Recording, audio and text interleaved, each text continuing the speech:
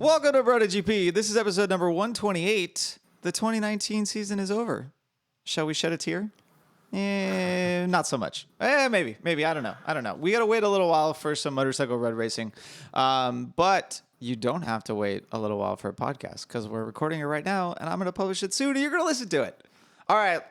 Enough of that. Let's get this one going.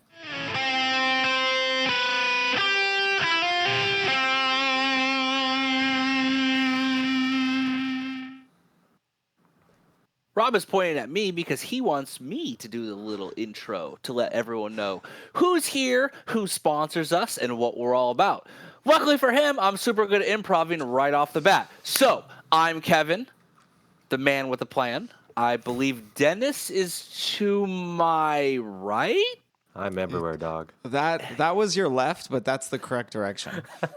Damn it. Okay. I don't know left from right. It's all good. I am functionally illiterate. So we have Dennis, as always, with the audible chocolate voice that we have come to know and love. Word up. With his amazing 50th anniversary Yamaha racing colors, international racing colors. 2XL. 2XL, because he's so jacked you don't even know. He ran for president once. On the ticket, he was Swolberham Lincoln.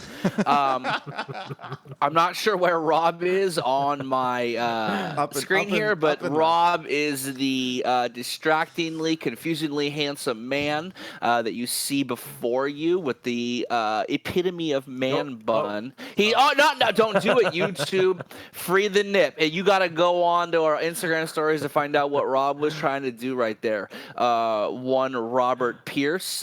He is an aeronautical engineer. He is a computer science whiz. He is a pro racer, and he is the man who basically makes all of this happen because me and Dennis are effectively computer illiterate, and Rob effectively is the reason this podcast exists. Yeah, Dennis is I'm good with YouTube now. Good. Dennis is great with YouTube. Dennis is good with YouTube now. So, and before we get started, coverage of Valencia, coverage of shock retirement from Jorge, reviewing Fabio's amazing rookie season, discussing Alex Marquez and whether he deserves his seat and maybe what the uproar is all about. First, we're going to go with the reason we are actually able to financially make this podcast, which is the banner directly behind Rob. Writers Law. Writers Law is a law firm that specializes in motorcycle accident injuries and all other associated things. So if you have an accident, a ticket, if you feel that you are unjustly pursued, whatever it may be, you call Writers Law. That's writerslaw.com. You can talk to Cy. They also have a guy named Rob because every band of merry men must have a guy named Rob. We refer to him as Lawyer Rob because while he is Rob and he is cool, there is only one Rob in my heart, and that is one Robert A. Pierce. That being said, Writer's Law with a Z. What? Is there a cat like on your table or something causing the camera to move up and down? I don't know what that's all about. That's definitely not a cat sitting below my table attacking my feet. Anyways,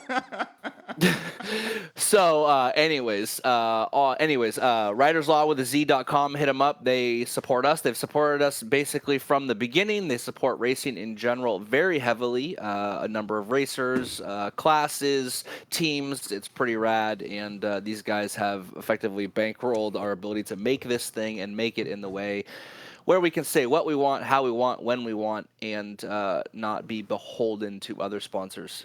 So they are a hands-off type sponsor. But if you have legal problems, they are hands-on. So hands-on, in fact, they don't even want payment unless they get you money. So that's it for the 5-minute Writer's Law plug. But check them out, and you're good to go. But we actually had a race this weekend, so let's talk about it. It's Friday right now, so we're a little bit late because Kev was lacking power because California decided to have all 4 seasons in one day. That happened. We didn't have winter because it hasn't rained in forever, and that's actually the source of the problem. No, you know who got the rain? The guy in San Diego closest to Mexico. Ah, yes, the whale's vagina was exceedingly wet. The one who doesn't normally get the rain, which is why it was quite weird. But right. We're actually going to move on to motorcycle racing, and taking this topic of the Jorge retirement is Audible Chocolate Dennis. Speaking of rain, I'm sad, guys. I'm really sad. Oh, no. I started watching MotoGP in 2008, and guess who else started in 2008 in MotoGP? Oh, I have the stats right Let here. me guess. Andre Dovizioso. That's true, actually. Yeah, yeah. But he's still riding. He's not retired, is he? No, he's not retired. He is not. I just Second can't in the believe. championship. I in just fact. can't believe Who it's going to be an end of an era for me. I mean, Who right? finished I'm just in front of Dovizioso in the championship in 2008? or 2008? In 2008, I don't know. Jorge Lorenzo. What? shit. No Yeah. way. Yeah, no, Jorge was fourth, Dovi was fifth. I had no idea because Dovi was on that satellite JIR Honda team, wasn't he? He was. That's pretty good. I didn't realize that. Fucking Dovey. We'll get. Yeah. I'll But get speaking there. of I'll get there. pretty good, he'll get there. There's one guy who's come up second in the championship 3 times, but there's another guy who came first in the championship 3 times. But now he's not. I mean, now he's not going to be there anymore. Like I'm about to watch my first season of MotoGP without Jorge Lorenzo. And That's weird, man. I'm not sure I'm ready yet. I'm not sure I'm ready. I mean, it's funny. Like I was talking with a coworker about this, and I kind of with Lorenzo, I kind of feel the same way with Rossi, where it's sad that that he's leaving, but I don't really think he could have done anything else that would have made me more of a fan than I already was. I mean, yeah, it would have been great to see him win in the Honda, but 3 championships against 3 very strong rivals. I'm pretty satisfied with his career, but it's just I don't think I was ready to see him go yet. I mean, I the don't think only rider to beat Marquez at this point, right? So Yeah. we were a lot of the fan it- base was pinning their hopes on him to actually accomplish something. Correct me if I'm wrong, but in the current era of Marquez, the last person to take 2 consecutive wins against Marquez is Lorenzo on a Ducati. I don't have Wikipedia in front of me, but I I'm looked it sure up last week.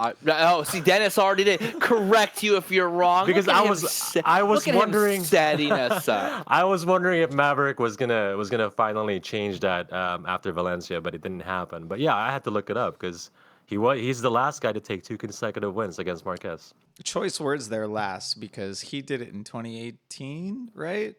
And Dovi did it in 2017. Ooh, Right? choice. Right? Yeah. I don't know. Wait, Maybe, where am I? probably. Right. Yep. I think really kind of the point Dennis is getting at with that circular thing is that we all love Dovey. He's great, and a lot of D's out for Dovey. Don't get me wrong. Word. We coined that bad boy. I mean, my D is out right now for Dovey. That's why this is low because I'm not even wearing pants right now. There's a D right there. Right, exactly. I just have a huge D with like 3 rigatonis on the top of it for my Italian love for fucking Dovey. But Dovey's on the down. Like, Dovey wasn't going to beat Marquez. He's come in second multiple times. It was Jorge that had the ability to do it, right? It was Jorge that actually proved he could do it. Like, people gave him a little crap, like he beat Rossi straight up, but Rossi did break his leg. He beat Stoner, but Stoner had crashed and hurt his ankle a little bit. But he beat Marquez straight up. Like, Marquez didn't have like weird injuries that threw things off or anything like that. He did. I mean, he came back. He was dethroned by Marquez, and then he came back 2 years later because Marquez was at the height of his powers. 2014, what was it, like 11 wins straight, 10? It was crazy, right? And people were saying, like, could he have a perfect season? He was having the most amazing season you've ever seen, and who literally dethroned him next year was Jorge Lorenzo, and that was kind of the thing that I was talking about when he retired. And we've talked about this in the podcast before, is that when like Ric Flair famously said, to be the man, you got to beat the man. And there's a lot of guys who've won championships, and there's championships in context. It really is important. But Jorge Lorenzo beat Valentino Rossi after Rossi had 2 consecutive championships and at the height of like doing well. You know what I mean? In the Alien era. Then he dethrones Stoner after Stoner goes to Honda and has that amazing, a first championship, right? So he dethrones what many people believe is probably the most naturally talented or most naturally gifted rider, maybe of all time. The Stoner's ability to go out, one lap and just put in a pace before qualifying and just how unbelievably good he was. He was able to win championships with Ducati. all of those things. And then he dethrones Marquez, who may go down. It certainly looks like a possibility as the greatest rider of all time. So you have him beating straight up the wildly accepted greatest rider of all time, certainly the most successful in the modern era. Augustine doesn't really count just because the realities of that era where he was the old. Yeah. Right, exactly. And then and then Stoner, that's what I said. That's literally what I said. Then we're all amazing. Yeah, we are all amazing. And then he beats Marquez, who, is probably going to go down as the most successful and greatest rider of all time. So if you're talking about if you got to be the man, you got to beat the man. He has beaten the man multiple times. And even in that year in 2015, he also beat, he didn't lead the championship until the final round, if I'm not mistaken. Right. Mm-hmm. Beating Valentino Rossi. He never led. Valentino led the championship every single round. Yeah. Until the final one. Right. Exactly. Remember, he won that first race, and then he led the championship the entire season, only to be, so Jorge Lorenzo leaves kind of a complicated legacy in many ways. For a long time, he was considered unlikable. He was a weird dude, man, and his style, especially during the 800cc era, was not the most fun to watch, although, that was the style that Stoner also did, the style that Pedrosa did. Well, so I feel like this goes back to Dennis.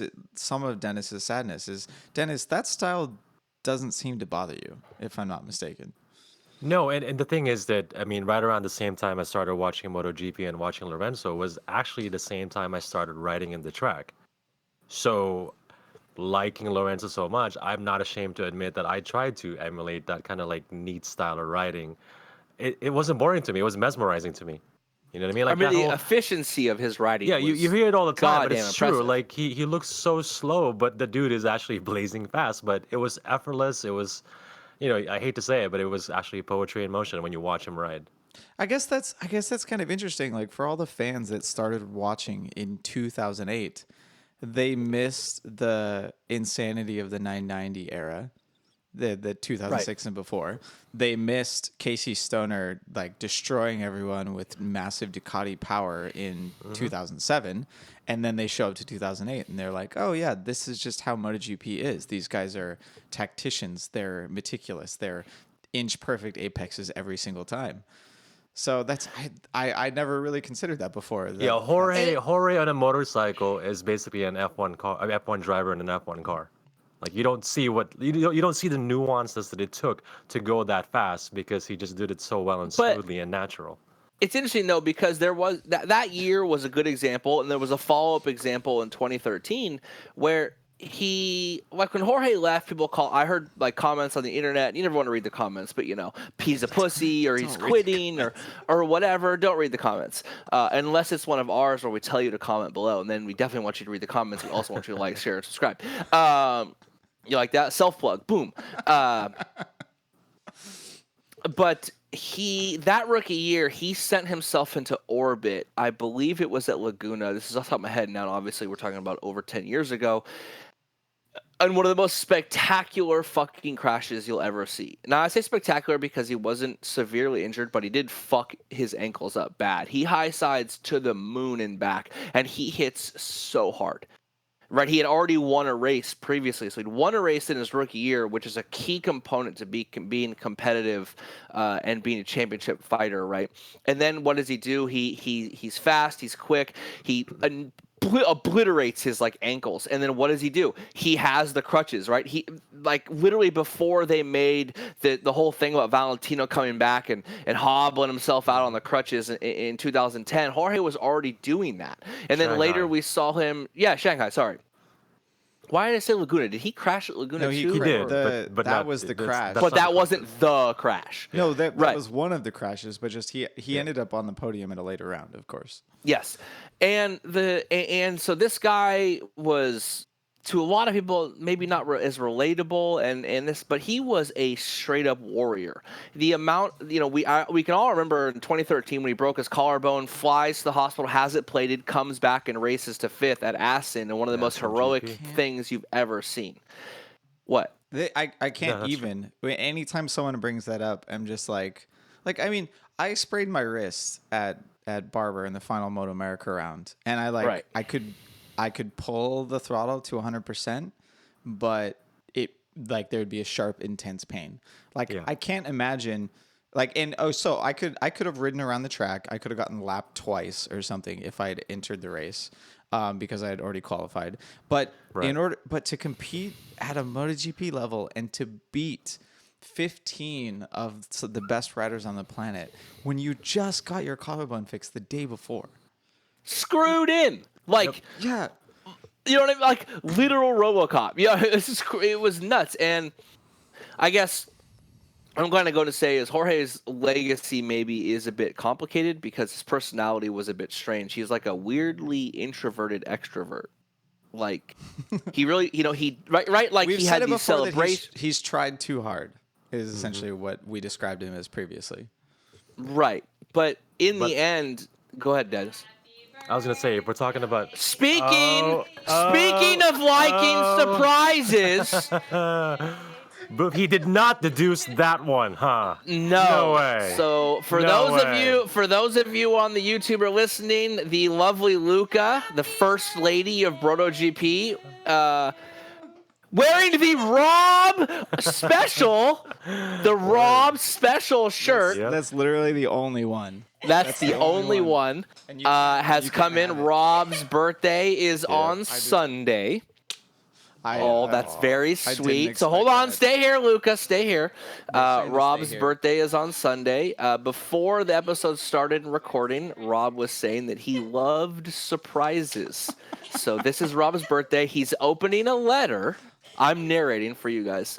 I think Kevin would like the card. Actually, you both would like the card. Yeah. Oh, yeah. That's what's up. That's, cool. That's very retro. I'm loving that. There's our new T-shirt. That's the new T-shirt right there. We're going to steal that. Hallmark can eat it. But what's in the card is important. Oh, my. Wait, what? What? Wait, what? Oh. Yes. Those are what you think they are. Apparently, we're going to fucking Catalonia. Boom! What? Holy Rob's shit. girlfriend is assuredly better than yours. Sugar mama. Excuse me. Cat hair, sorry. Cry. This is fucking amazing. This is amazing. Oh my god. Oh, he's crying. He's crying. He's wiping his eyes. Losing it. Oh my god. A girl just made Rob cry. Right. It's not the first time. Usually it's the other way around. Title of a sex tape. She says, "Don't burn the confirmation email page." Don't burn it. Right.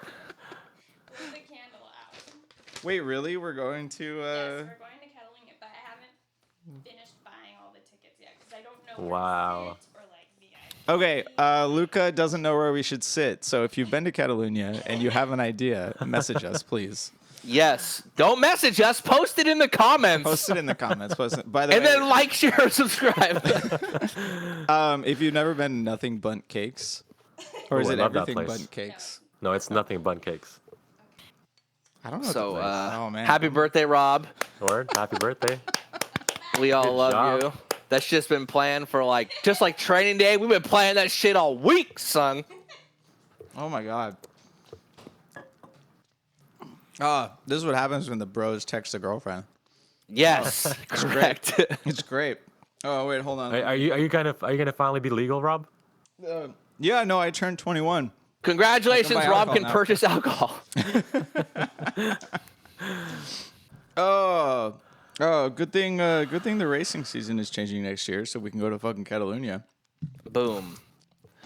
So, slightly apologize to the listeners. Before that, the reason I was kind of bouncing around with my thoughts and not really going was I was waiting for Luca to come in, and she wasn't quite because she decided she needed a wardrobe change just before. Right. So, Nicely done. happy birthday, Rob. Thanks, guys. birthday. Well played, Kev. I didn't even pick up on it. I thought you were I just love you. texting Danielle or something, just Nope. getting some more wine poured in No, the he glass. was texting your woman like he Yeah, always does on the side. Yeah, but now I have Kate. Wait, what is so, Kev? Actually, I quote you quite frequently about this. As you should. I don't even know what it's about, but you should. The number one thing about being an adult is that you can have cake whenever you want. Literally, Luke and I were texting that. She's like, he's going to bring him a cake. And I'm like, the best thing of being a cake adult is if you want cake for dinner, you can have cake for dinner. Straight up. No one can stop you. No one can stop you. Nope. All you need is like $2 to get a bundt cake and you're set. Because let's talk about why being an adult isn't great. Bills? Every month. They want that shit every month. Then when you're an adult, you find out that when you were a kid the whole time, every other adult was completely fake it till they make it, and no adult has any idea what they're doing. No one's dad has any idea what they're doing. I mean, they're just we saw literally Elon faking Musk it. today with the car reveal. No one has no idea what they're fucking doing. No one knows what's going on. The big conspiracy. There's no like overreaching government conspiracy. There's no lizard people in the earth. There's no conspiracy to take you over with communism or whatever. The big conspiracy is that no one has any fucking idea what they're doing. And the whole world is the emergent phenomenon of everyone just fucking hold on to make it. Think of how dumb you think the average person is, and then remember that half of the people are dumber than him or her. Yeah. Now you're quoting me. Right, exactly. The good thing is that Rob's bros aren't dumb and facilitated a live on air birthday reveal. That was amazing. Well, the surprises have started. I love that. Mm-hmm. That's great. How is Luca going to top this tomorrow? I don't know. My job is done. She texts me. She's like, "Where should we stay?" I'm like, "I don't know, but we should give it to him live on air. It's going to be great. So let's reschedule to Friday." What? Wait. Danielle was actually sick though, right? Oh yeah, for sure. But me taking care of her stuff, that wasn't real. So I think on the last podcast episode, 127, there was a comment on YouTube that said, surprisingly, this episode was on topic the entire time. Hold on, Danielle wanted to know if you said I love you back, and I think that's important because I said I love you, and I don't know if you said it back, but I feel like I don't think I did. I'm sorry. Yeah. I love you, Kev. I love you too, Rob. Should I step out? No, you gotta bring it back. You're the meat in this man's sandwich. Oh, he froze. Dennis is the meat in the manwich. I don't know where Dennis went, but look at Dennis just bounced. He's like, this is too weird for me. For while Dennis is frozen, guys, he's not as in touch with his feelings as me and Rob are. All right, let's bring it back around and start talking about Jorge again. Okay. So, Dennis, we lost you for a second there. I'm gonna bring it back. Yeah. Okay. So I feel like we have to talk about scarves. It's the only thing to talk about. Oh, I forgot to send you guys. I took a selfie the other day when I was wearing a scarf to say in honor of JL99. Oh man, post it to the BrotoGP Instagram. I forgot. The next person that buys any of the remaining shirts from BrotoGP.shop.com gets the selfie outtakes that Dennis had. So I'm sure there's like 50 one that he shot. was like clicking. One shot. You are not a one-shot selfie taker. I'm a pro, bro. You're okay, damn. Two. All right, two. Okay. He's got skills. Yeah. Oh my god. Oh, so no. Okay, that was slightly in jest. I mean, so Jorge Lorenzo, Kev, can you help me with this one? Did he actually make the hero's journey? So, what I like about Lorenzo's hero's journey is that I would say like the most critical part of the hero's journey, right? Of the mono myth. If you guys want to look up what we're talking about these days constantly, and I think me and my friend are going to do another episode on like deconstructing the hero's journey. Remy. But Remy, get the shout out. It's called the mono myth. And the integral part of the final is the return home. Okay. With new lessons learned. But especially in American literature, there is the idea that you do not actually win. You are not the victor. You are not successful, and that you return home with the knowledge of the failure and how that grows. In many sports, there's the idea that you win or you learn, right? If you don't win, you get second, third, fourth, fifth. You learned something, what you should do, right? But that transfers into the literature idea of the return home without final success. And for me, I believe that this is the most critical part of Jorge's journey, which is we constantly refer to these riders as like the aliens, or like they have like, like the immortals, or they're superhuman. We There's just talked so about much. how he bolted his collarbone back together and still Correct. got There's fifth all in the race. Which there's all this vernacular surrounding these riders that effectively elevate them above people, but they aren't. They are people, and they're people with hopes, dreams, fears, worries, like everything else. And eventually, there comes a point where the hero becomes a normal person again, right? Like we saw this in like Gladiator, right? His big thing was to return home to just his family in the fields of wheat and shit like that. Right? That's just an off the top of my head example.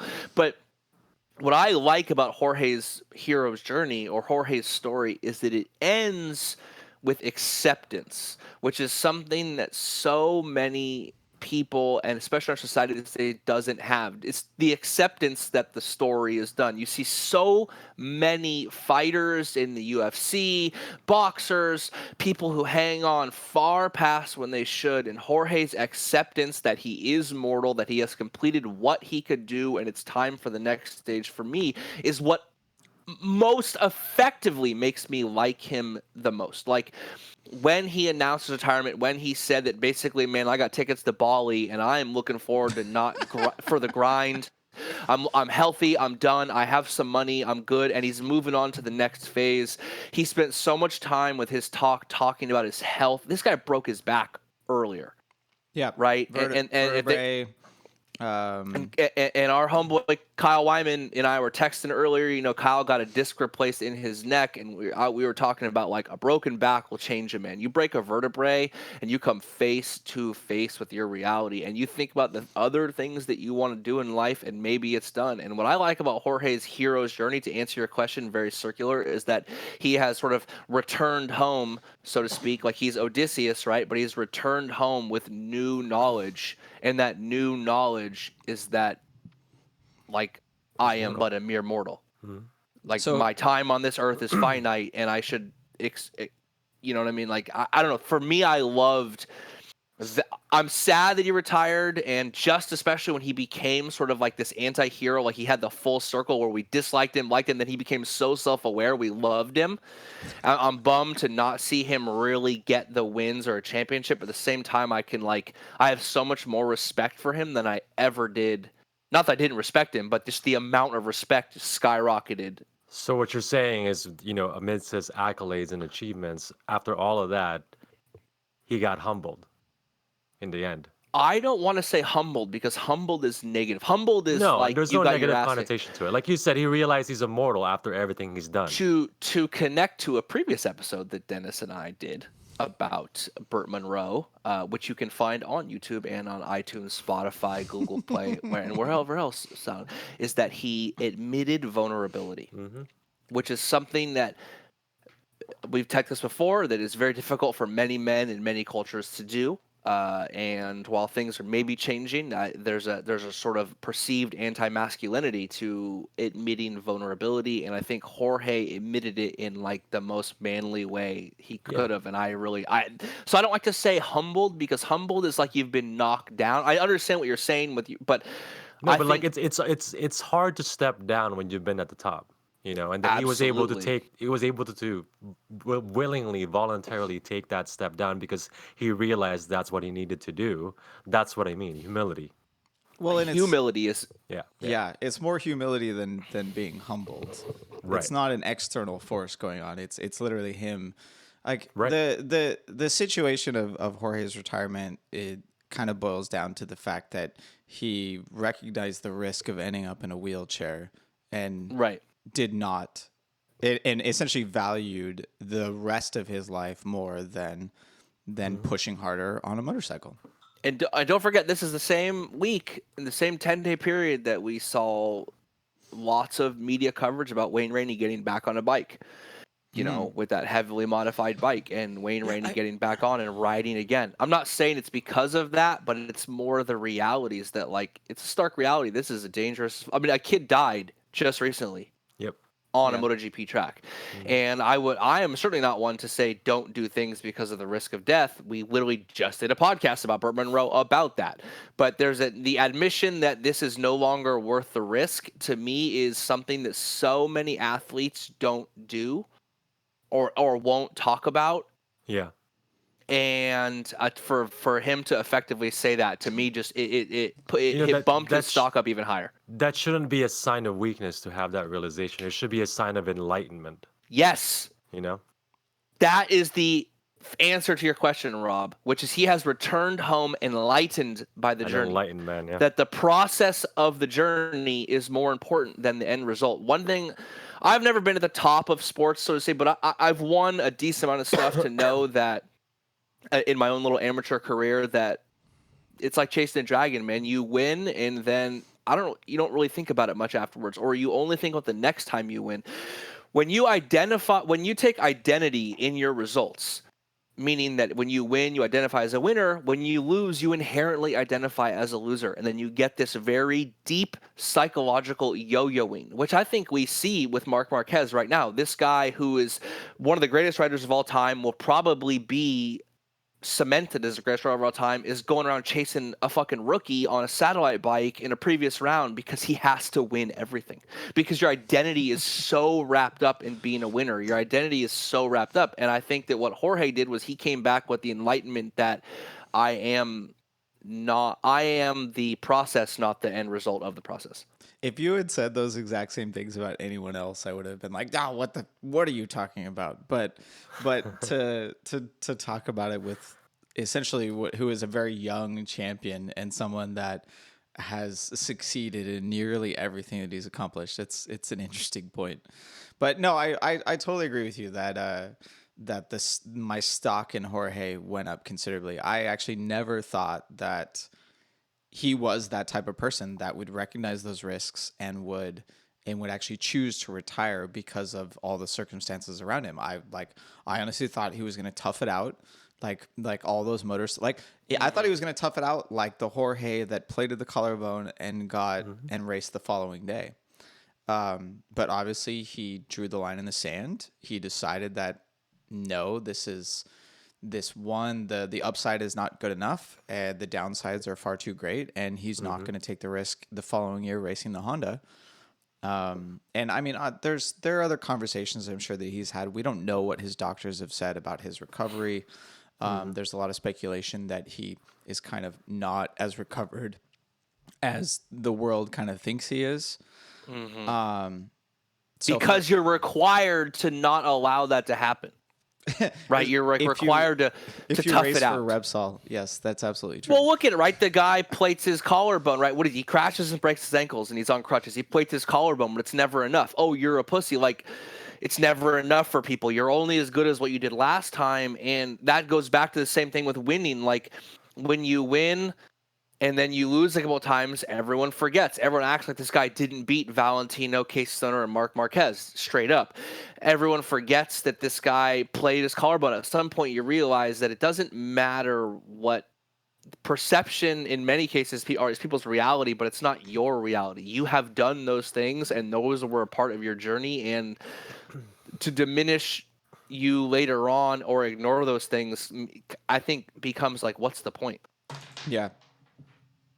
I mean, so I wanted to say something about the scarves comment. Like, you made a joke about scarves, but there was a point with Jorge where someone was like, why do you like, it was like a social media question about like, why do you like scarves so much, or what's with the scarves? And he was basically like, my neck gets cold. Like Jorge became self-aware. Like, he did these when he started off early on. He did these cringe-worthy celebrations, not as cringe-worthy as shooting an 8-ball into a fixed pool table, but they were pretty bad, right? Like, and he was trying to replicate, someone that was his hero at one point, which they admitted, Valentino was, and then there was a point in the last couple years where his weird, awkward penguin, like clearly socially inept guy, like, this is the guy who had like clearly hired chicks for his Cribs episode in like MTV Europe, you know what I mean? Like, he and then when he stopped trying to be that and then became himself, which was accepting this is who I am and I'm just going to be this person. That was the first step, and I think the first step of the final step of his hero's journey. And I got so into Jorge after that, when he was just owning that he was a straight up weirdo. You know what I mean? And that's why I brought up the scarves, right? Like we had considered making freaking Jorge Lorenzo scarves at some What do you mean point. considered? Those things are on order, son. Don't tease. Don't tease Don't our tease. fans. We already teased them with the Rob special shirt. There's other stuff coming. There's other stuff. You know, I actually earlier I wanted to talk about when we were talking about Lorenzo's legacy. Like, I thought about that earlier this week, and I think for the longest time, you know, Rossi is synonymous with Yamaha. You know, Rossi has had his most successful careers with Yamaha, and even when he came back from Ducati, he managed to get to be successful at Yamaha again. But I would actually argue that in the modern era, to me, Yamaha remains synonymous with Lorenzo. Like even now, like we talk about, even now when Yamaha's having their woes in MotoGP, you know, when guys like Maverick or even Fabio's like up front or winning, they talk about how they're riding it the way Lorenzo rode it. You know, like for you to be able to do good on Yamaha right now requires for you to ride like Lorenzo. And I think part of Lorenzo's legacy for me is that to this day he remains synonymous with Yamaha more than His Rossi. DNA is in the bike. Still, until Yamaha fundamentally overhauls their project to turn the M1 into something else that is not inherently tied into to Lorenzo's DNA, like Kevin said.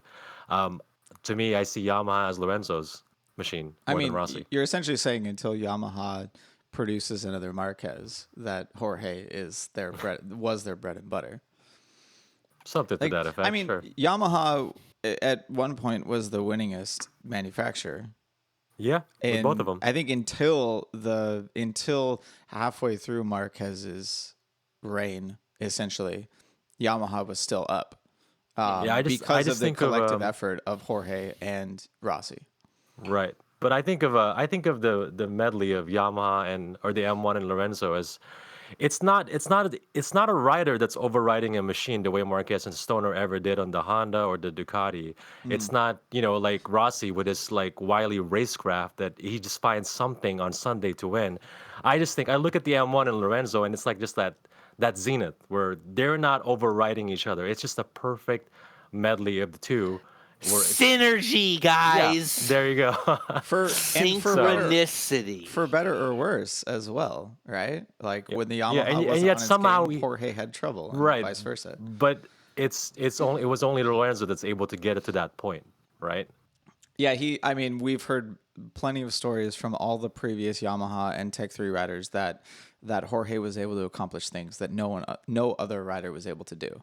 Right. It's but actually you wouldn't call him overriding the M1 though, right? No, Like, you nobody never would say thought that. he was overriding. He was riding it to perfection. Exactly. And that's what, Like you that like Zarco has said that. Like other people that have ridden the M1 have said exactly that. That you essentially had to be peak Jorge to win races on that bike.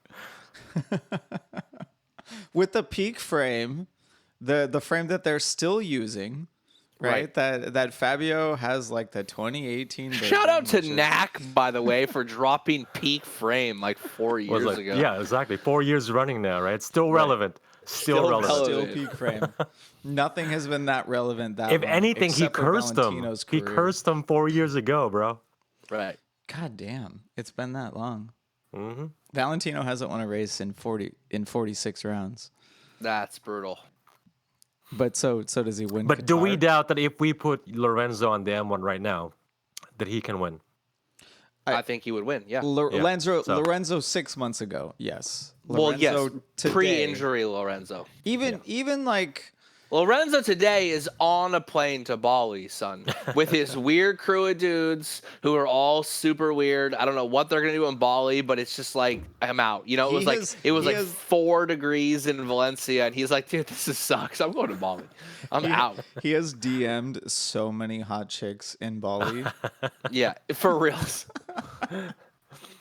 There are a couple stories about that. No, For Patreon only. Patreon only. That's a Patreon only. If you want screen caps of those DMs, you gotta subscribe to the Patreon. That's our first reward. We don't even have a Patreon. Well, it exists, but Well, it's not we're turned on. trying to drive the stock. We up, also you know don't what I have mean? actual Jorge scarves either. My version of the podcast is based on true events. Oh All right. man. I think that's all the point that I have for Lorenzo. So on many my end. points. So many Yeah. points. Everyone, please notice that Dennis changed his poster to his off to his right shoulder for this episode. That is true. I actually don't. It's just all Yamaha behind you and on you. Oh, you're right. Oh my god, what's that white thing next to the Jorge poster? Like, what is that? That is from my 2002 Yamaha R1, which I may make a vlog about. The most important motorcycle I have owned so far. What is it? The tail So that's section? the seat cowl, the rear seat cowl. Oh, okay. All right, let's move on. So, Kev. I gotta pee hell bad. Okay. Luca's been dropping hints about the vacation that she wants to go on for next year. So apparently, we're going to España. Hey, España. Yeah, we're going to España. It's gonna be good. Wait, Catalunya is next to Barcelona, right? Yeah. With a question, are we talking about your birthday present? I mean, Paquito. Because she was like wanting to know like what round, if that was like a good round. Oh, that's my number one. Okay, good. That's what I said. I'm like, I'm pretty sure it's on his top 3. Like, you know what I mean? Like, that's the one. Like, you're gonna go with one of those. I mean, that's also the one of the reasons why it's the number one is because that's probably the track that I would want to ride the most.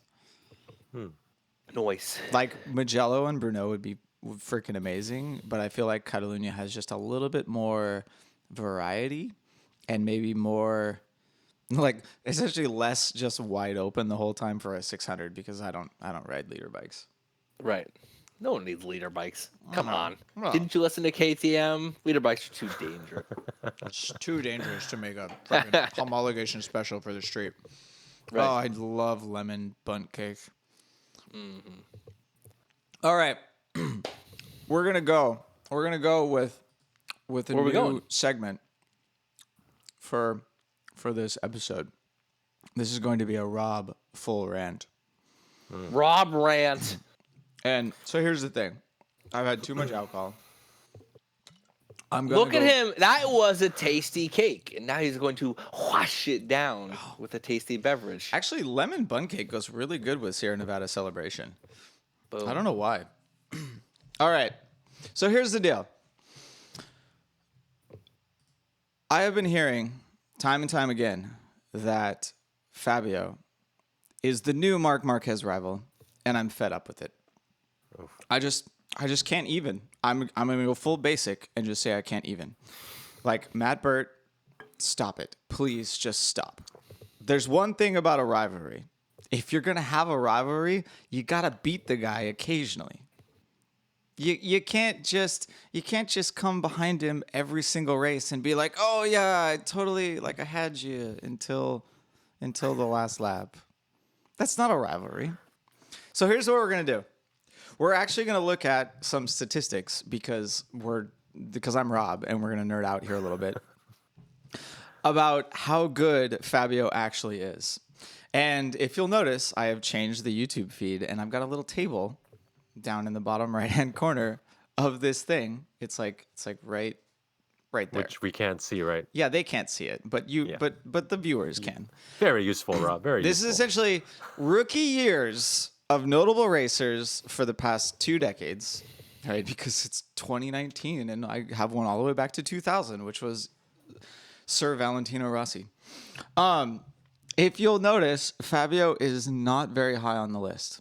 So there are many metrics in which we can talk about a racer's performance, especially their rookie year, right? There are a lot of things that come into play here, whether or not they were on a factory bike. I mean, back in the day, whether or not they were on the good Michelin tires or if they were on Bridgestones.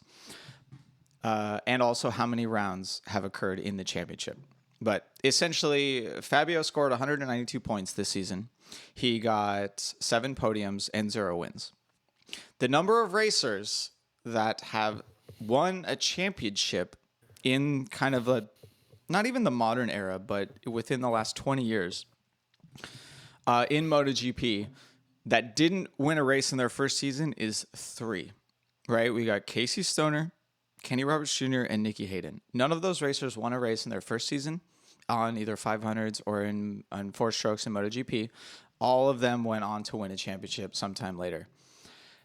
If we look at the point totals for rookie seasons, I should have put freaking Kenny Roberts on this list. I completely forgot.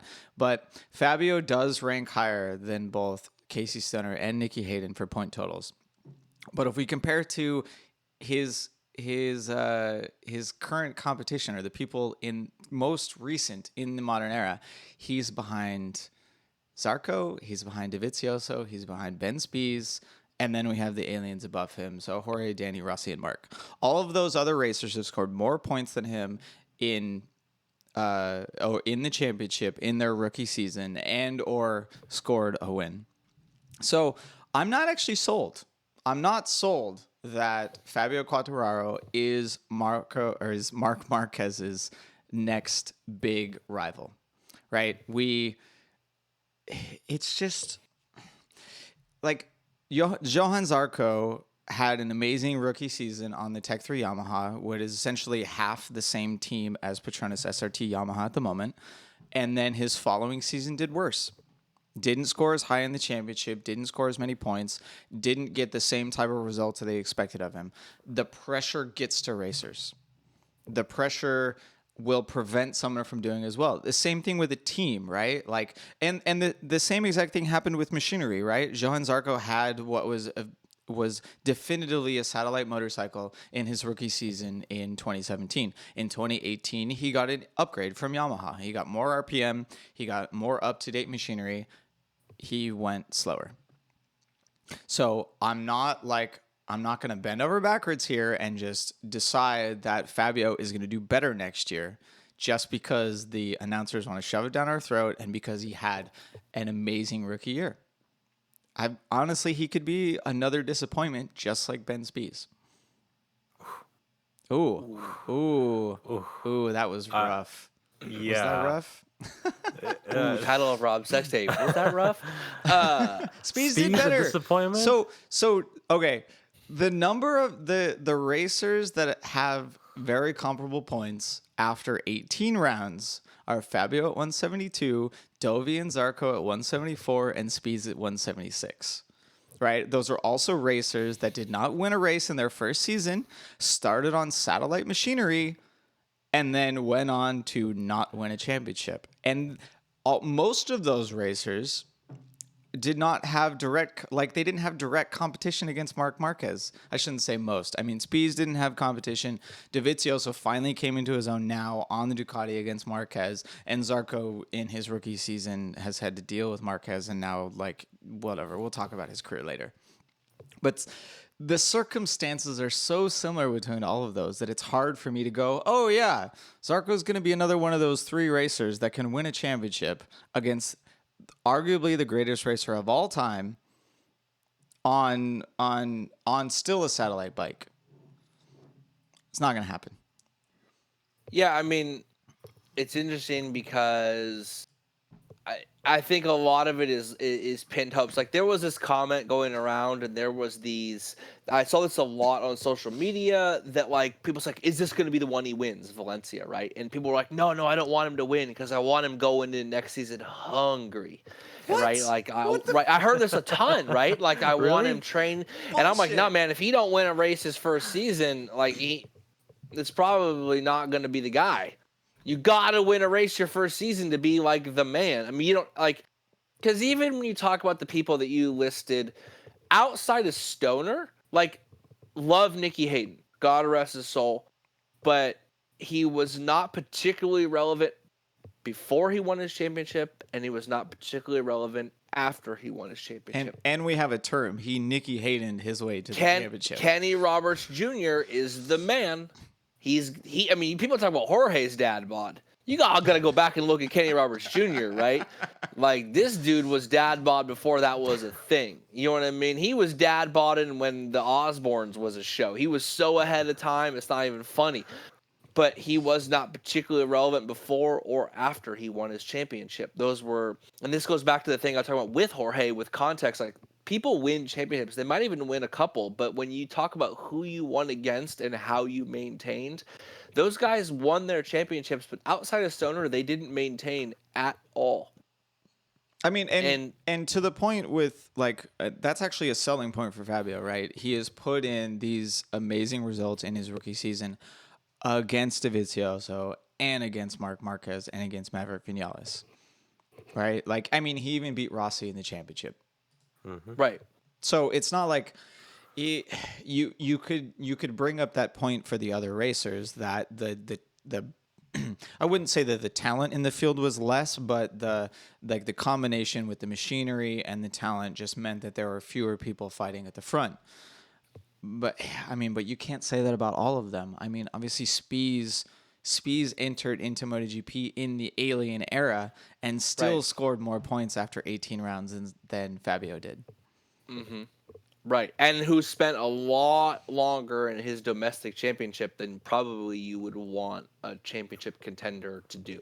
Yeah, I Right, mean, he learned the he was in Pirellis AMA and World forever. Superbike. He had the Dunlops in AMA.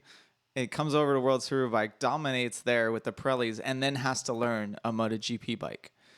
Right, like if anything, he was trained. He had to unlearn things. I don't know if I've talked about that before on a tech tape, but when you switch motorcycles, when you learn what techniques make you go faster, you have to unlearn techniques that make you go slower. Ben Spies probably Lorenzo. had, yeah, right. Yeah, Lorenzo now has been he has given up. He is no longer able to learn how to ride a Honda. Right. Look, I mean, I don't know if I completely agree with Rob's points there, even though they're very solid statistics. But I'll tell you right now that I'm not exactly going to be rooting for Fabio next year either. What? Yeah. Wait, how can you disagree with me and not root for Fabio? No, I'm not saying I disagree. I'm just not saying I completely agree to all of your points. They're as solid as they are. But I can't root for Fabio next season. Why not? Expound, please. Because my buddy who lost this $100 to me. I love how you got it in ones. Oh, I mean, yeah, look at that. Fake, brother. Anyway, we were talking about the possibility of him winning his money back next season. So we were talking about bets to make. And we tentatively have decided that it's going to be Maverick versus Fabio on the same bike. Who's going to Your boy went double or nothing? Something like that. So I gotta go for my boy Mav, and he's gonna go for Fabio. Dennis is out here playing with the house's cash. That's what's up. If you guys don't know what we're talking about, we also produced an episode about that, which you can find on our YouTube channel. Wait, not we, just Dennis. just Dennis. There's no we about it. You can tell that it's a Dennis produced thing because it has cuts and editing production and values, cinematography. There was effort. There was effort. That's how you know it was Dennis. First of all, how dare you? So, to go on Dennis's, I think, I mean, I root for Fabio, but I mean, people like Maverick gets weird shit. He gets the most crap of any Yamaha rider, and he's the best Yamaha rider. Mm-hmm. Like he won 2 races this year. He only 2 races. Weekend at Bernie's Valentino, whose like skin is falling off of his body, and the guy's been dead for 5 years, and a voodoo spell has him still moving around. They bring him out and trot him around. Like, for the fans and for fans, like he wasn't sniffing no wins. Yeah, how many times did they show Marc Marquez signing autographs during the test days? 0. Right. But how many times did they show Valentino signing autographs? Like every morning and every afternoon. Yeah, exactly. Well, also because no one wants Marc Marquez's fucking autograph, but they could pay people to pretend. Oh God, lemon bun. No, they already have. We're talking about Dorna here. Come on. Rob is eating that lemon bun cake like it's a righteous butthole. He is so deep in that thing, it's crazy. It's so zesty. Good. It's so zesty. I've even made it past like the excessive cream that's in the middle to like normal like lemon cream. Too easy, Rob. Too easy. I made it to the excess. You're gonna. I have this whole thing about Alex Marquez. I'm ready to go here like momentarily, and dude just said excessive cream in the middle. Too easy. This is where you get with BrotoGP. You get presence live on air. You get interesting analysis of the hero's journey, the monomyth, and also you get talk about excessive cream in the middle and being super stoked on that. Hey, I aim to You please. could say he's all right? having a cream pie. I aim to please. You gotta Look give... at Dennis. I got you. I'm awkward. It's awkward. I'm fidgeting here. I don't know what to do with myself. Yeah, exactly. Go put some Dennis is- scarves on and work out with 3-pound dumbbells like Jorge. Dennis That's is what never going to awkward people record do. another tech tape with me. He's never going to do it. Exactly. Break out the creamy, zesty lemon bun cake. Right. Yeah. So speaking of what people will do next year and expectations of doing well and all that, after Jorge's retirement, somewhat of a shock announcement, all of the talk was on who would get this ride, right? Theoretically, the most coveted ride in all of racing. Even Jorge himself said every racer wants to ride. Right. But, like, conceptually, this is before Marc Marquez turned the bike into an unrideable, like, bucking bronco, and then said he doesn't want the bike to be easier for people to ride. He just wants the fastest bike possible, which is boss, by the way. Clap for him. I don't care if it's easy to ride or not. Give me the fastest fucking motorcycle you can make and I'll tame it. That's Duhan level. I got to actually give him some credit for that. Oh, for sure. Sucks for Cal. Like a lot, but whatever, but so the talk is who's going to get this ride, right? He retires. Most people are on that 2-year contract. It's it's an odd year. There's not a lot of available riders, and while lots of guys could pull an Alex Barros where they switched in the middle of their contract and then 3 years later get sued and have to pay all the damages just to ride for 1 year in Repsol Honda, was it worth it? I don't know. Forgot about that. Yeah, I didn't. I never forget anything. I'm sorry I didn't forget your birthday. Boom. There you go. There was only a short list of candidates that were probably going to take this ride, and there was talk of would Cal get promoted? Would Zarco, who's available, who had his own shock quitting, take that ride? Or would it go to Alex Marquez? The problem is we all knew it would go to Alex Marquez, and I'm not going to talk about should Zarco have gotten it. I'm not going to talk about should Cal have been promoted, because I have a different talk. So Alex Marquez gets the ride to the shock of effectively no one. And you see in many cases across the Twitter sphere and Instagram and Facebook, people being kind of pissed. Like kind of butthurt about it. Matt, I joked I'm done. I'm just gonna watch World Superbike, right? And people were like, yeah, and I had I commented World Superbike it is, and everyone's like, hell yeah, fuck MotoGP, right? A lot of people. They were. Alberto Puig was doing these explanations of why they chose him, right? Like justifying it. No other rider has to be justified. No one justified why Marc Marquez was going to the Repsol Honda. No one justified why Danny Pedrosa was going. No one was justifying why Jorge Lorenzo went straight to the factory squad. And it's almost like this weird, almost apology tour, this explanation of basically he's the Moto2 champion. Well, yeah, but so was Zarco, so was Tito Rabat, so was Pecco Bagnaia, so was Tony Elias, so was Stefan Bradl. In fact, no Moto2 champion has ever gone to a factory ride straight off the bat. It actually hasn't happened. You've had other guys like Maverick Vinales go to a factory. Marquez. Unless your last name is Marquez. And that brings us to the point. And here's what I'm going to say. I'm going to pour myself a little bit of wine here real quick because I'm going to expound a little bit. I'm going to philosophize a little bit. I'm going to explain some stuff. This is the biggest problem with GP and GP journalists and GP coverage is that it's this traveling circus. It's this tiny, close-knit community, which Jorge mentioned multiple times he was going to miss. It's like this family. It's so insulated that they are disconnected from their own fandom. People are not mad that the reigning Moto2 champion is going to a factory ride, even though you could, that seems justified. You can make the argument that, yeah, but he's Moto2 champion because all of his rivals bounced, right? He's like the Hiroshi Aoyama of Moto2. He's the champion because all his rivals bounced and KTM got it wrong at the beginning of the season. People are saying, well, it's only a 1-year contract. It just makes the most sense. Yeah, that makes sense or whatever. Let me explain, and let me stop shaking the camera for let me explain why people are mad. People are mad because this shit, and I'm already going to swear too much. This isn't going to make us any money on YouTube, but I don't care. This shit was so predetermined that people are so mad. And here's why. I want to bring this back. Rob made some comments about living in California and dealing with these fires that are around here and all this stuff with PG&E turning power off. If you're not here, you're probably not sure what I'm talking about. Suffice to say, right now, California can't handle certain aspects of changing climate, and they're shutting power off. I was talking to my friend Catherine, a client of mine, and she mentioned that day 4 of no power and no water, and she realized her least favorite emotion was impotent rage.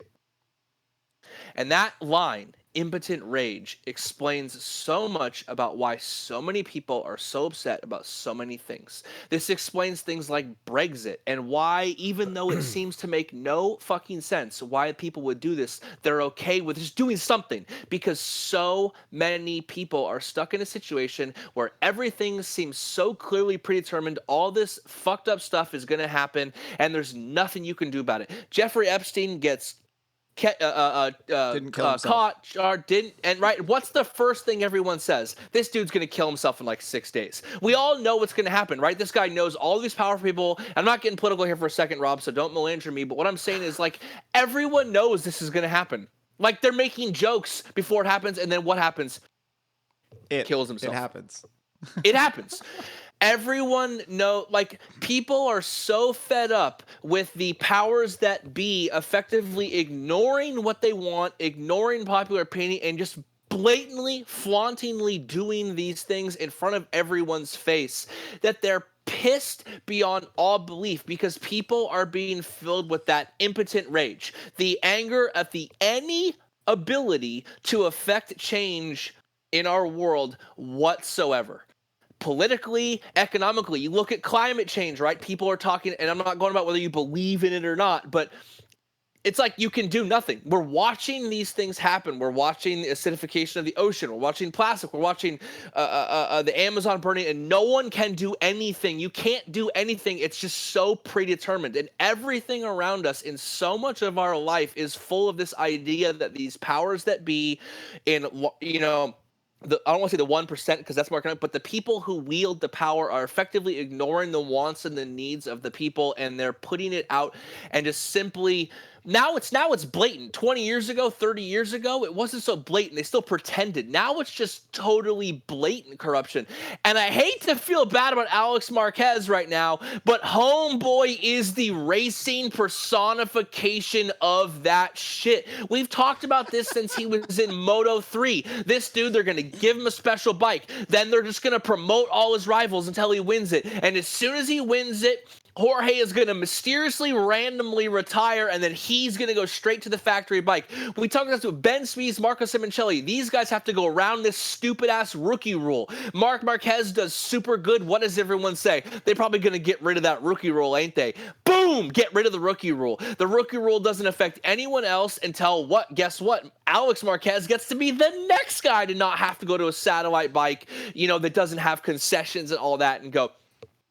It's so, like, I'm sure Alex Marquez is a perfectly fine kid. I actually kind of like him a hell of a lot better than his brother, but he is the, like, avatar for this. He is the personification of people's, like, just fed up with how blatant and corrupt and political and forced everything is. And this is just the example. We've been saying this shit for 5 years. Like, everyone's better than him. Jack Miller was better than him. He just got the KTM killer bike. He barely won any races, and he squeaks it out. We all remember Jack Miller riding like a fucking animal trying to get him to mess up because he had the KTM that actually fit the rules of how much bikes were supposed to cost and all that, remember? And then Honda just makes the KTM killer. Of the rules. Right, because the spirit of the rules. And then this guy, he's the Moto2 champion. He's all that. Dude, a year ago, he won no races. Then they switched manufacturers, and all of a sudden, he wins a bunch of races and goes. Brad Binder is clearly better than Homeboy. Maverick Vinales was clearly better than Homeboy. Louis Salam was way better than him, rest his soul. All that, like, Alex Marquez going to the Repsol seat was so predetermined, so blatantly obvious that this was the plan the whole time, and they were going to make this happen, that it stares us straight in the face. Just like when we talk about nothing happens with climate change and it stares democracy in the face that democracy is not real. That when Brexit and people are so mad about the EU and all this stuff, they feel like they can't affect change. Brexit happens, and 3.5 years later, nothing has happened. Right? Nothing's happened. They just keep extending it, that people can't affect change. And I'm not saying I'm pro-Brexit. Y'all Brexiters are fucking nuts. But I'm just saying that, like, you did vote on it, and it still hasn't happened. Right? Like, democracy doesn't exist there. Alex Marquez is the stark reality that this is all political theater that's for corporate gain, and what we call a sport is actually just one big giant branding exercise, and the brothers in arms and all of the videos about them going around together, testing, trailing them out, it's all so predetermined that people just want to fucking puke. So you can see me next year over a World Superbike cheering on Scott Redding all day, because that guy ain't supposed to be there, but he is because of grit and talent. All right, let's round it back. Yeah, out. boy. I got nothing, Kev. I mean, like, you pulled on the heartstrings on that one. I feel like if everyone really thought about it, if every fan watching this really thought about it, there's more than a little bit of truth in their lives of something like that. I mean, we've talked about that before, the kind of the predeterminedness, how Dorna seems to be behind Marquez in a way that seems disingenuous.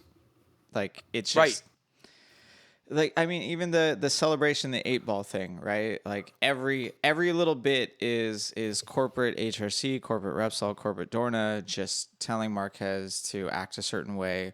We're not getting his true personality. We're not getting any disagreement, he doesn't seem human. We've talked about he's the T1000, and Alex Marquez is the extension of that onto the next generation. Mm-hmm. Right, but Alex Marquez is the Terminator Genesis. No one cares, and it's horrible. He's the Terminator Dark Fate. No. At least T2 Judgment Day was legit. That's a good ass movie. No one wants to see Terminator Genesis. He's like T4 or T5. Wait, didn't they T5000 and shit? I don't know what's going on. The newest one, they just like completely ignored everything after T2, right? Right. So exactly. That's the only thing that I'm kind of looking forward to for next year. And this is gonna sound crass and fucking stupid, but I expect Alex Marquez to be fighting Taka Nakagami. And he's on a 1-year contract, right? He's gonna get 12th in the championship, right? He's not gonna do great because the Honda is unrideable. It has no front end feel. Cal has essentially already come out and saying no, it's really not better than the previous bike, the new 2020 model. And HRC is gonna put all their eggs in the Marquez basket. The Marc Marquez basket. I have to specify now. Well, except don't you think that maybe, just maybe, Alex Marquez might benefit with not knowing anything prior to riding this MotoGP bike? No, not at all. I hate that talking point. Why? That talking point was born out of. I'm gonna tell you right now. I'm gonna throw some Valentino shade right now. That talking point about you don't know any better was born out of Valentino saying why Case Thunder was able to do good on the Ducati, because he didn't know any better. That's such fucking horse shit. He's not gonna know any better. He's gonna do well. It's so ridiculous. No one. What job do you ever think like you have good experiences to like? No one is this is motorcycle racing, not McDonald's. So they're not hiring you because of too much experience, right? Like, they're not bringing this. And they've used a lot of people have used that point for the KTM squad this year, right? Like, even with Iker Lecuona, right? He had some like okay results going until he freaking crashed in the Valencia race. Right? It's like, okay, yeah, you're inexperienced and you're unknowing of like how a MotoGP bike should be ridden and should feel, will score you 10th. or 12th. Like, okay, you're going to get a few points. It's not going to win you a championship. Right, like Cal Crutchlow has spent his entire career at Repsol, on the Honda, and now with an HRC factory bike, learning how to ride that motorcycle. Editor's note: he did not spend his entire career on the Honda. I don't know what Rob is talking about. He was on the rode Tech for 3, Yamaha but it's been and the so Ducati. long. It's been And the Ducati. Oh, and the Ducati. I forgot about that because he got fired because he gave up. Yeah. Yes. No, you're right. Too much. The beer is gone. Yes. No, but he spent quite a few years on the RCV tailoring his riding style. I don't think anyone would argue that Cal Crutchlow's riding style is most similar to Marc Marquez's out of anyone on the grid, and he still can only get like an occasionally good result. He's still his. Go ahead, Kev. The bigger problem with Alex Marquez, right, is there's only two possible outcomes. Either he totally sucks at the bike, and it was justified that people were mad that he got this ride. Yeah. Or his brother helps him out, teaches him how to ride it, shows him the lines, like we saw at Valencia already. Fucking one day in, his brother's taking time to help him out, and then he does really good because Marc Marquez, his teammate, decides to teach him how to ride and help the bike. And then you're just like, oh my god, now he's only doing good because he's being shown the ropes constantly, which plays into the narrative I just said of like the unavoidable like inevitability of it. And I really feel like that's what's going to happen. I don't think he was so far off pace, especially for Valencia, a tight small track. It was ridiculous. Which is kind of what I wanted to add is like, look, okay. I neither hate or like Alex Marquez. I just don't care for him like at all.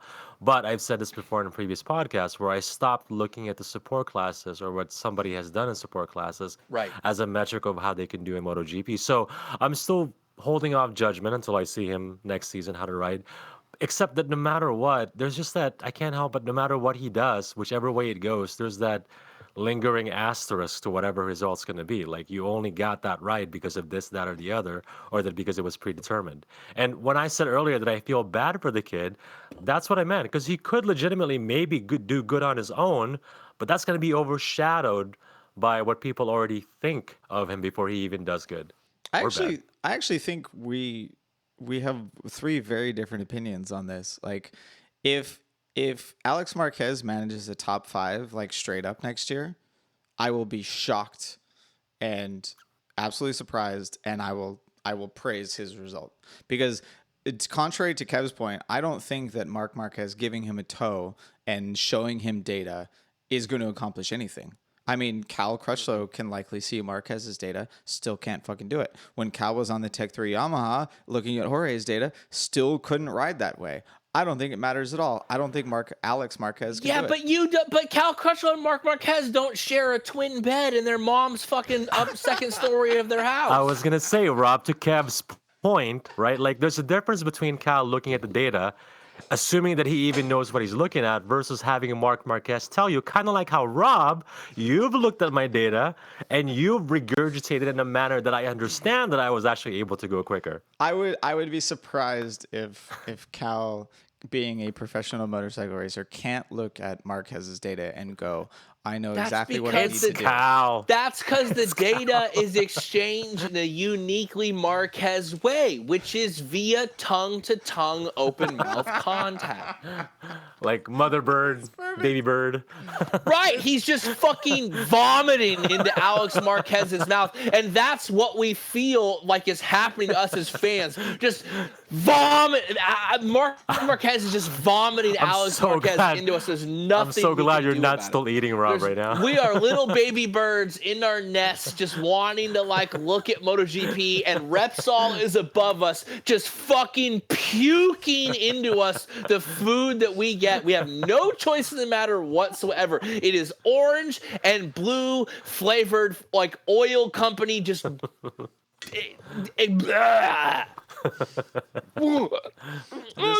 This doesn't happen very often that there are 3 distinct opinions on this matter on this podcast.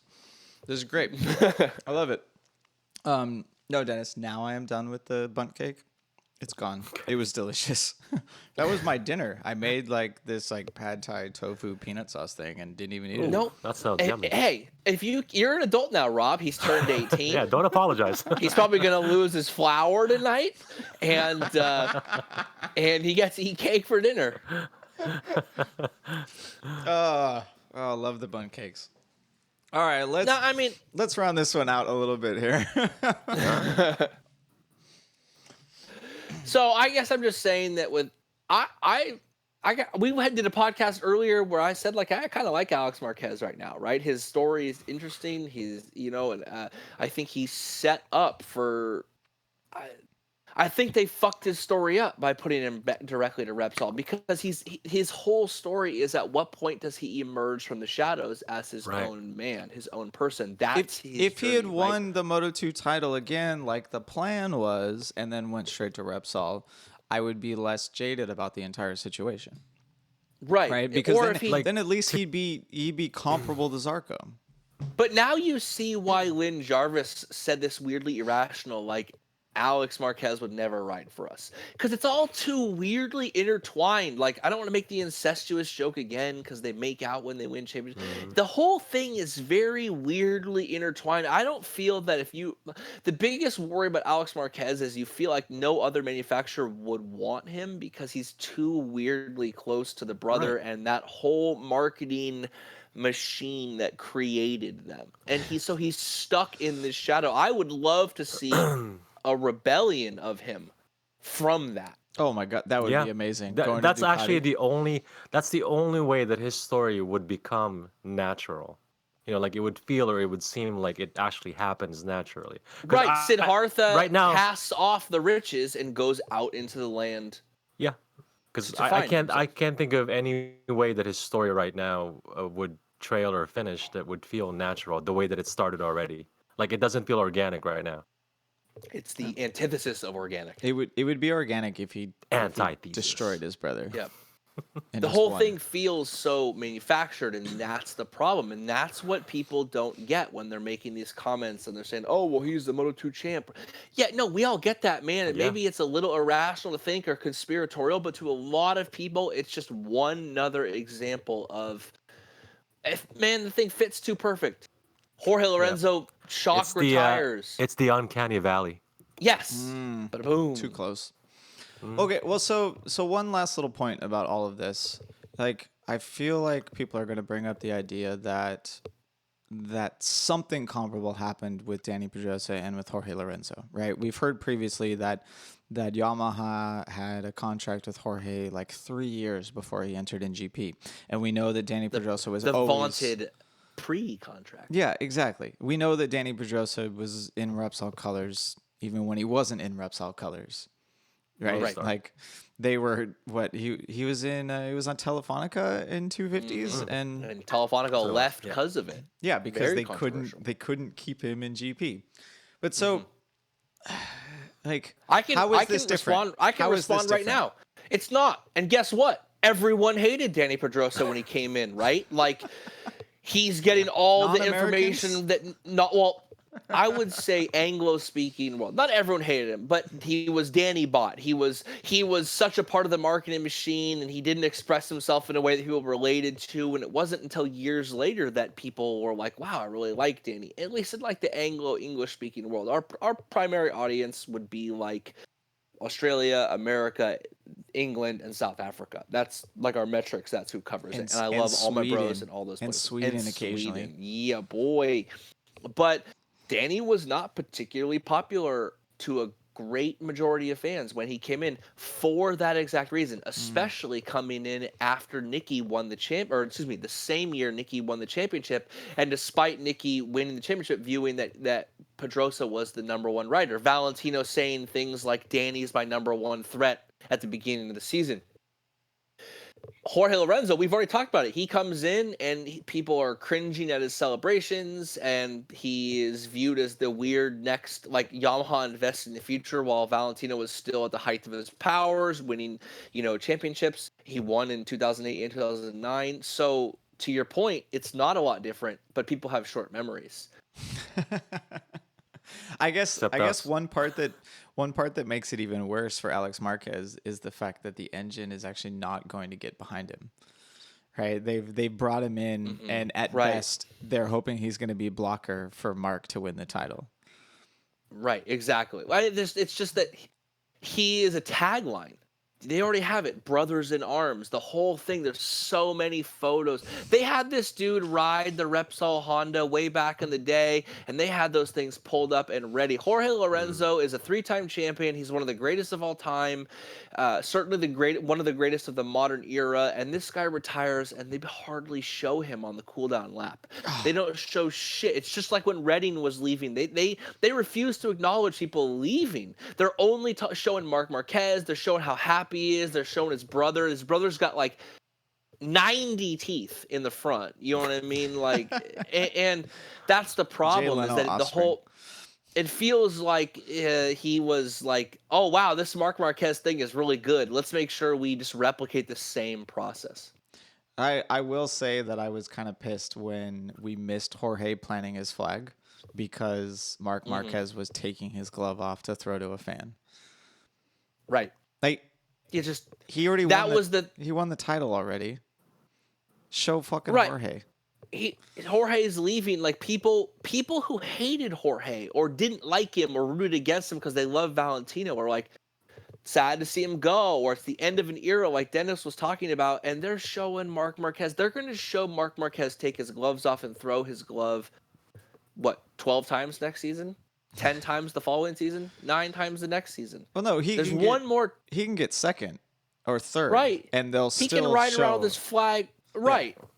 Yeah. But Jorge Lorenzo gets to plant his flag in Spain, in his home country, one last time, and they don't. They act like this guy's. I mean, it was downright disrespectful to me personally. It was anger inducing.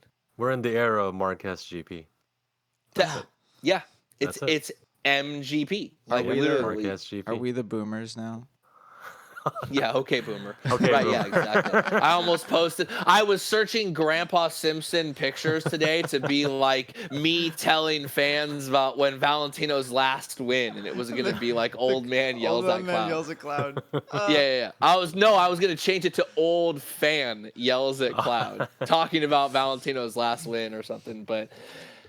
There's a chance I could do that for the editing. That is my final point on Alex and the drama surrounding him going straight to Repsol, and the controversy online was exactly what Dennis says. We are in the Marquez GP era, and nothing has made that more readily apparent than just obviously we all knew 4 years ago this was going to happen. And we were cursed with our clairvoyance. Right, exactly. I'm sorry, everybody. It was all our fault. I'm only disappointed because because I had hoped so much for a different outcome. Yeah. I wish I just would have accepted it before. Mm-hmm. Right. No, it's okay. All right. We're going to close this one out. This is the end of the 2019 season. Valencia happened. There was some testing going on that revealed very, very little. I think MotoGP is testing again at Jerez right now, but we don't get full coverage of it. Yeah. Right. Good thing I didn't re-up those guys tried to auto-renew my shit. Boom. People get tricked every year. Unbeknownst to them, I lost my card 2 months ago, and I got a new card, but they had the old card on file. They tried to renew that thing like 9 times. You ain't getting my money, dog! Dornick, Oregon. You're not getting that thing. So many people were tricked. I love that auto-renew thing. That's the best part. That goes right back to the thing. Like, we all know they're just going to, like, literally 30 seconds. The reason they couldn't show Jorge planting his flag where they're like, 2019's done. Auto-renew, son. We're going to steal everyone's money before they can be too pissed to turn it off for 3 months. They ran out of bandwidth. That's exactly what happened. Is what you're saying? They ran out of bandwidth. Right? Okay, no, everyone, you really should renew right now because you effectively get the off-season for free. Woohoo, the off-season where you don't get to see the testing.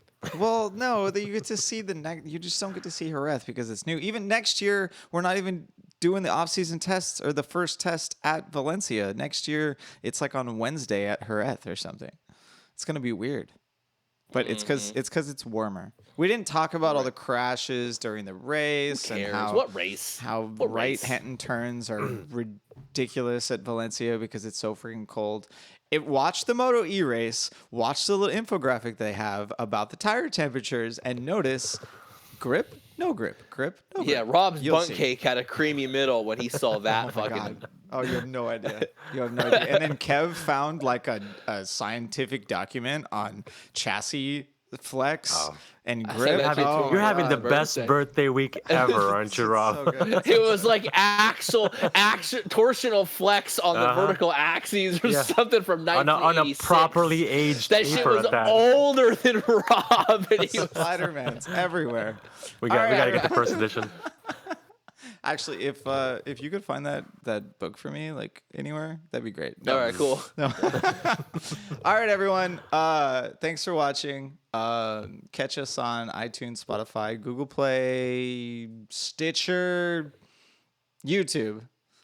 We're gonna be changing stuff up here for the off season a little bit, trying to push more of Dennis's awesome vlog content and doing some other edited stuff. The podcast will of course stick around. What about my awesome literature content? That's happening. That'll go in audiobooks. They've Bada boom. already found like a new book or movie to talk about, so that'll Yes.